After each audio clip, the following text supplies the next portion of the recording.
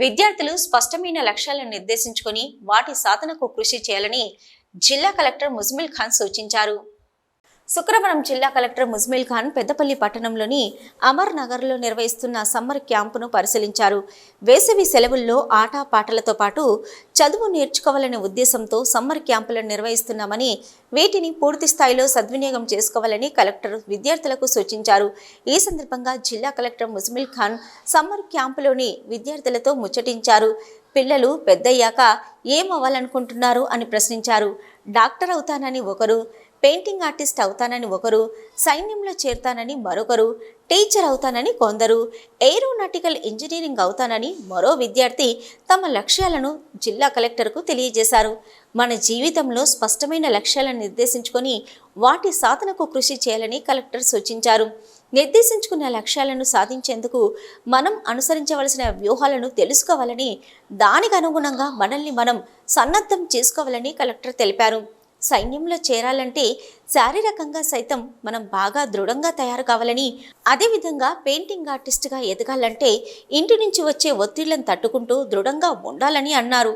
నిర్దేశించుకున్న లక్ష్యాలను సాధించాలంటే ముందస్తుగా మనం మంచి ఆరోగ్యంతో ఉండాలని, దీనికోసం చిన్నతనం నుంచే మంచి ఆహారపు అలవాట్లు అలవర్చుకోవాలని కలెక్టర్ తెలిపారు. చిన్నతనం నుంచే ఇంటి ఆహారం తీసుకోవడం అలవాటు చేసుకోవాలని, మంచి పౌష్టికాహారాన్ని మాత్రమే తీసుకోవాలని, రోజు కొంత సమయం శారీరక దృఢత్వం కోసం వ్యాయామం, క్రీడలు ఆడటం వంటివి చేయాలని అన్నారు. చిన్నతనం నుంచే పిల్లలు పుస్తక పఠనం అలవర్చుకోవాలని అన్నారు.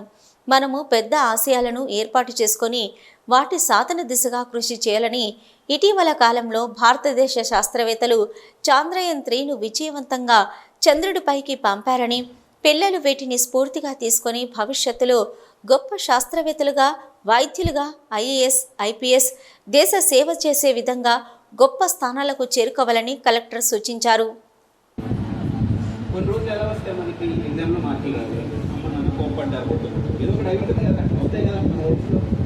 అయినప్పుడు కూడా ఆ పుస్తకం తిప్పి సరే నాకు నిజమైన ఉద్దేశం ఈరోజు మార్కులు మాట్లాడుతుంది, రేపైతే బాధ్యత అంటారు, కొన్ని మార్కులు ఈ పరీక్షలు తక్కువ ఏ పరీక్షలు ట్రై చేస్తారు. అలా రోజు మీరు మోటివేట్ చేస్తున్నారంటే డైరీ సరేనా. నేను ఒక 10 సంవత్సరాల ద్వారా మీకు ఎక్కడ ఉన్నా కానీ వచ్చి ఒకసారి కలిసినాక డైరీ చూపించాను. ఎప్పుడు పోస్ట్ వచ్చిందా మీరు అనుకున్న దాన్ని మీరు సాధించిన తర్వాత సార్ నేను మీకు డైరీ సార్ మీ 2014లో మాకు వచ్చి చెప్పాడు. దాని తర్వాత నేను రోజు రాసుకుంటూ పోయాను సార్. నా కారణం ఈరోజు ఒక కారణం ఉంది, రేపు ఒక కారణం ఉంది, ఇంకో కారణం ఇంకోటి ఉంది. కానీ మీ దారి తప్పినప్పుడు మళ్ళీ దారికి రావడానికి ఆ పుస్తకాన్ని షెడ్యూల్ ఉంటుంది. చేస్తారా? మాటిస్తారా? ప్రామిస్ అందరూ ప్రామిస్ చేయండి. చేస్తారా?